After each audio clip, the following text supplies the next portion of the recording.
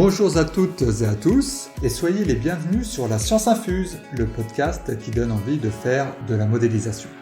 Je suis Patrick Namy, le gérant de Syntec, et dans cet épisode 8, je voudrais parler avec vous de couplage circuit électrique ou comment faire dialoguer vos calculs éléments finis avec une approche circuit électrique classique. Nous allons voir à quoi ça sert, quels sont les avantages et les inconvénients de cette méthode, et je vais tâcher de vous faire profiter de mon retour d'expérience à ce sujet. Alors, avant de commencer, je voulais vous confier que j'avais conscience de la nature très pointue de ce sujet et du fait que potentiellement, peu de personnes seraient concernées par cette thématique. Alors, je vais vous demander juste un petit peu de persévérance et d'essayer de tenir bon environ 4 minutes, parce qu'à la fin du podcast, on verra ensemble que ce sujet s'inscrit dans un cadre beaucoup plus général qui pourrait bien s'appliquer à votre modèle. Mais bon, bien sûr, après tout, vous êtes libre de faire comme vous voulez et la meilleure décision sera celle que vous prendrez. Alors tout d'abord, qu'est-ce qu'un circuit électrique ?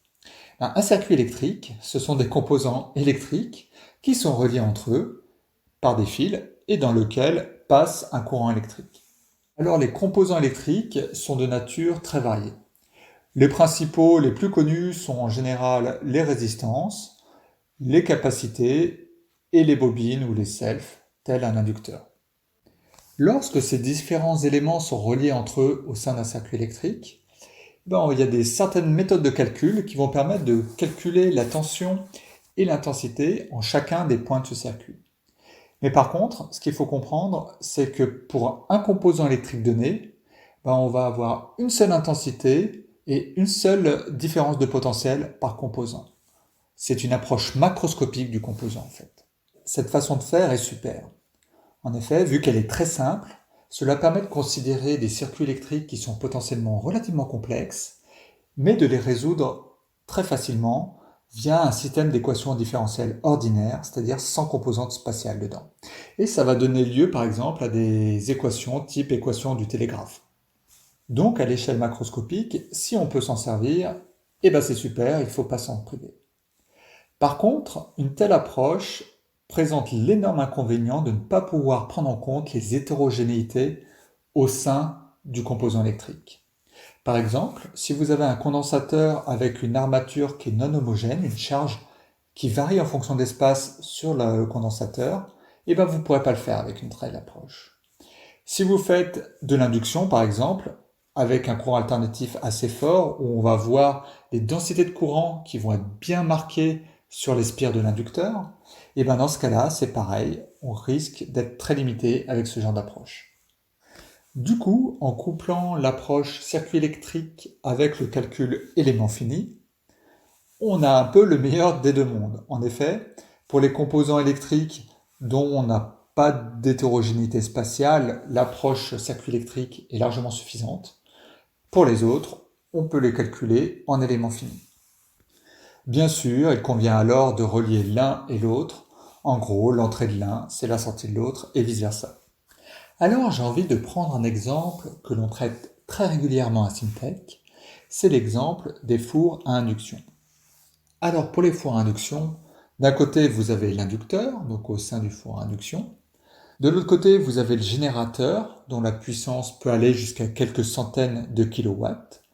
Et entre les deux, vous avez des fils qui permettent les amener de courant, ainsi que des transformateurs et des boîtes à capa, afin d'optimiser le courant pour en général être le plus près possible de la résonance. Alors si on cherche à modéliser ce qui se passe au sein de l'inducteur, voir comment la charge monte en température, éventuellement change d'état et se fait brasser électromagnétiquement, on a besoin de savoir quelle est la sollicitation électrique de l'inducteur. Pour cela, une approche classiquement utilisée à Syntec est de décrire l'inducteur en éléments finis et de décrire toute la partie amont de la sollicitation électrique via une approche circuit via SPICE. Ainsi, en fonction des différentes valeurs de capacité utilisées par exemple dans la boîte à capa ou du rapport de transformation dans le transformateur, on connaît exactement la sollicitation électrique qu'on va pouvoir mettre comme donnée d'entrée de l'inducteur et du calcul élément fini. Cette sollicitation électrique de l'inducteur va engendrer sa mise en marche et on va avoir une adaptation permanente du point de fonctionnement entre l'inducteur et le circuit électrique amont en fonction de la température par exemple. On va pouvoir alors chercher à optimiser les transferts de chaleur au sein de l'inducteur dans les conditions les plus réelles possibles, les conditions industrielles, en étudiant par exemple différentes formes d'inducteurs, en étudiant par exemple différentes fréquences de travail ou différentes valeurs de capacité. Alors, je vous avais promis en introduction de généraliser le couplage circuit électrique élément fini pour quelque chose de plus général.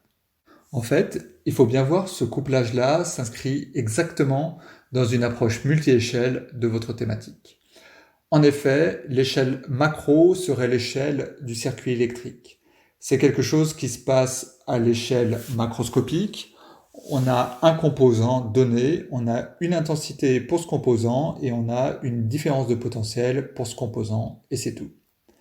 À l'échelle en dessous, au micro ou méso, on a ce qui se passe dans le composant et là on peut aller un peu plus finement, voir comment se répartissent les courants, voir les pertes de potentiel le long du composant et donc c'est vraiment une approche multi-échelle que l'on fait là.